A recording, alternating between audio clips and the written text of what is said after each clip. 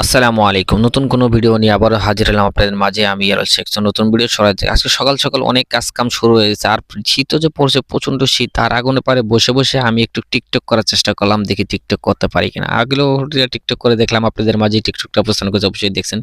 সকাল সকাল আমার মেয়ে উঠে আবার কান্নাকাটি শুরু করছে। আমি আবার তাকে নিয়ে একটু হাঁটাহাঁটি করলাম, যাতে হাঁটাহাঁটি করলে তাতে খুশি। একটু পরে দেখি কাজ-কাম শুরু। আর খড় দেওয়ার জন্য খের খাওয়াইলাম গরুকে, একটু খুশি-টুসি দিয়ে খড় মাখিয়ে দিলাম গরু খাওয়ার জন্য। একটু পরে আবার আম্মু আমাকে ডেকে বলে যে, "তোর খের কাটা দরকার, গরুর জন্য কিছু খের কেটে রাখো।" আসলে গ্রাম অঞ্চলে আসার পরে আমি যেহেতু ঢাকায় থাকি, সবসময় ঢাকার গ্রামে আসা হয় না, এরকম কাজ-বাজ করা হয় না।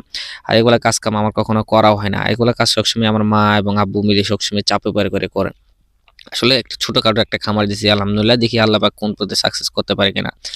এই দিক দিয়ে আবার ছোট ভাই বলল যে, "ভাই চলেন একটু লবণের চেষ্টা করি।" তার গতকালকে এই লবণের বস্তাটা আনছিলাম। আনার পরে সে অনেক লবণই সে নিজে করছে। আর আমাকে পরে ডাক দিয়ে ভরার সময়, বস্তাতে ভরার সময় আমাকে ডাক দিয়ে বলছে যে, "ভাই চলেন আমরা লবণের বস্তাটা সেই প্যাকেট করে সুন্দর মতো ভরে দিই।" আমি ঠিক আছে, তারপরে কথা মতোই সব মতো করে যেভাবে করলো সেভাবে আমি শুরু করলাম। যেহেতু ছোট ভাই হলেও কাজের প্রতি অনেক অভিজ্ঞতা তো অর্জন করছে। সেই দিক দিয়ে আমি অনেক কম। কারণ আমি ঢাকা শহর থাকতে ঢাকা শহরের এই ব্যবসা-বাণিজ্য নিয়ে আমি সবসময় ব্যস্ত থাকি।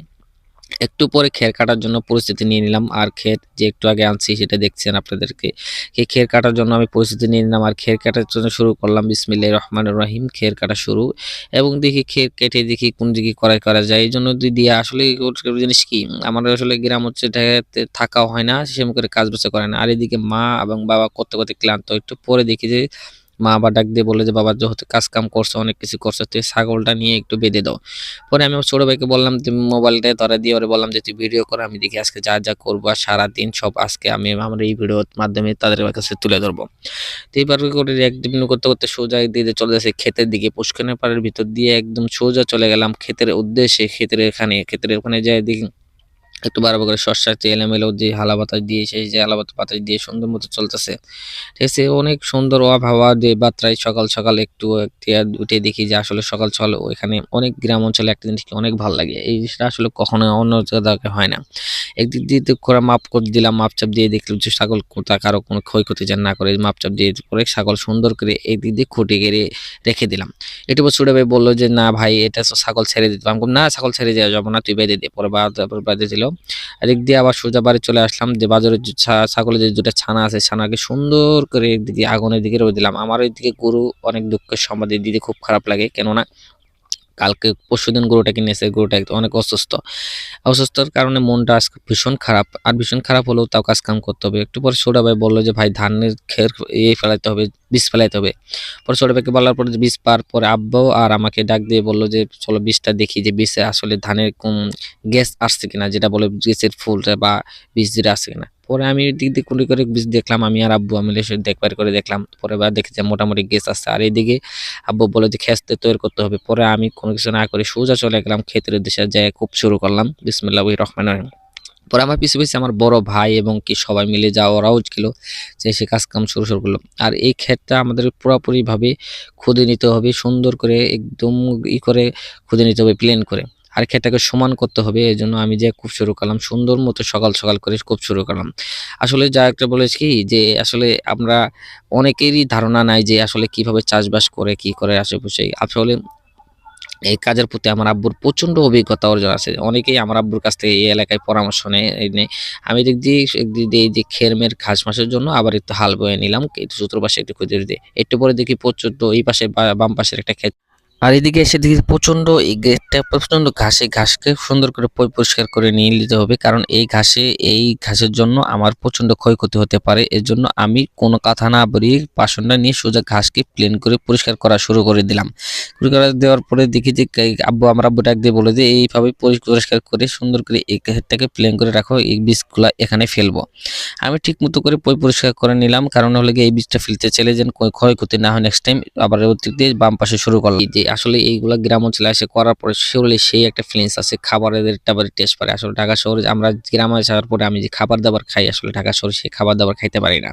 এবার ঢাকা শহর কাজ-কাম যতই করি না কেন, যত ব্যস্ততা থাকে না কেন, হ্যাঁ, ঢাকা শহরে এই শ্রমটা দেওয়া হয় না। গ্রাম অঞ্চলে আসার পরে আমার যে শ্রমটা দেওয়া হয়, এই শ্রমটা আসলে ঢাকা শহরে দেওয়া হয় না। তার কারণে আমরা অনেক লুয়ে থাকি। আর আমার আব্বু বলে কি, "বাবা ঢাকা শহর তো সবসময় বসে থেকে থাকো, আলো বাতাস, হাওয়া-টাওয়া পায় না। তার জন্য তুমি একটু কাজ-কাম করো, মাঠের আবহাওয়া নাও, দেখবা যে তোমার সুন্দর একদম শিথিলভাবে তুমি থাকতে পারবা।"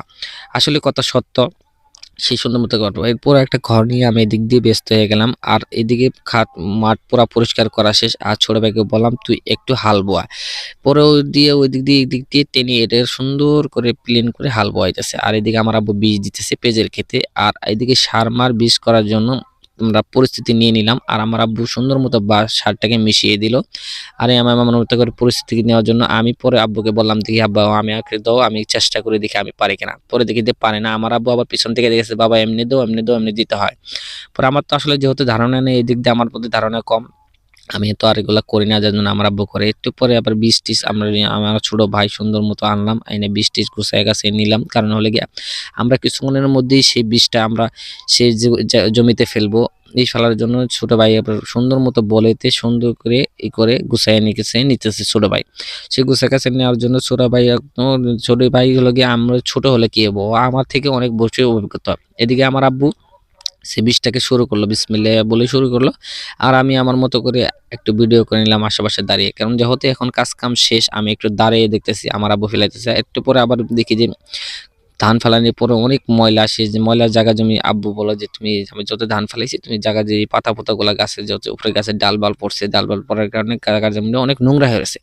নোংরা থাকার কারণে আমার আব্বু বলে যে, এই জায়গাটা তুমি এখন সুন্দর করে পরিষ্কার করে নাও।" আর আমি আমার মতো করে যা পারি সেভাবে পরিষ্কার করে নিলাম। একটা জিনিস ছোটকাল থেকে আমি এগুলা করে আসছি। খুবই কম করছি, খুব কম করছি। আর যেটুকু করছি আমি পরিষ্কার করার চেষ্টা করছি। আর আমার হলো গিয়া একটা জিনিস কি, আমি আমার আব্বুর মতো যদি হতে পারতাম, মনে করতাম যে, যেমন আমার আব্বুর অনেক অভিজ্ঞতা যেদিক দিয়ে, ওদিক দিয়ে দেখছেন কি সুন্দর করে প্লেন করে সেদিক দিয়ে জ্বালা বানানোর জন্য চেষ্টা করতেছে। আর এদিকে মনে করেন যে অনেক আমার আব্বু জিনিস এই জায়গা জমি যেগুলো নিলে পরে আব্বু সবসময় প্লেন করার চেষ্টা করে। কারণ আব্বু মনে করে কি, জায়গা জমি প্ল্যান করলে আপুর জন্য ভালো হবে। এদিক দিয়ে ছোট ভাই জ্বালা বৃষ্টি মনার পরে এদিক দিয়ে জায়গার পুরা প্লেন করতেছে। একটু পরে আমাদের কাজ পুরা সম্পূর্ণ হয়ে যাবে। এদিকে ধানের বীজ বসানো করে বিছন করা শেষ। এখন আমরা শুধু বালু দিয়ে, উপরে বালু দিয়ে সুন্দর করে এডিট হাইড্রেট করা যায়।